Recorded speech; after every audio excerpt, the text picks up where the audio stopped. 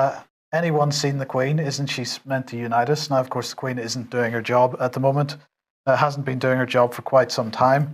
In case anybody wonders what her job is, well, she took an oath at her coronation to uphold the laws and customs of the people, the Constitution. In other words, she represents not parliamentary sovereignty, because there is no such thing, but the sovereignty of the people of the nation.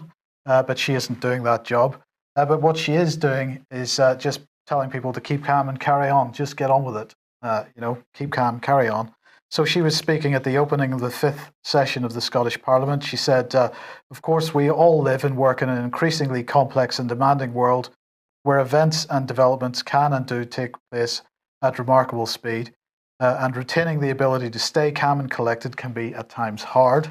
She said, and that was really the point of it. We should just shut up and get on with it.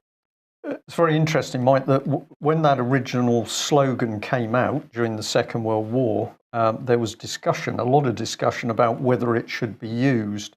And in fact, it wasn't used. And the reason it wasn't used is because it was felt that the British public would regard it as an insult, that under conditions of stress and wartime stress, they wouldn't stay calm.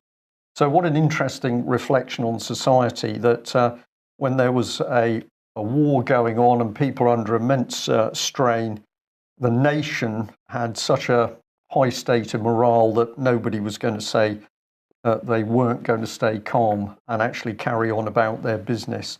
But I also add to that, if I may, of course, we should not forget that none of the wider press and media are talking about this key issue of the Queen accepting mediatisation. So is it our Queen? Well, we don't think so, because of course she simply said, I'll carry on with the money and the overall power and the title and the trappings, but I've handed power over to the European Union. Mediatisation is the word for it. Treason is what other people would call it. But nobody is talking about this, and I think it's vital that we start to ask the questions as to why this lady has utterly betrayed the country.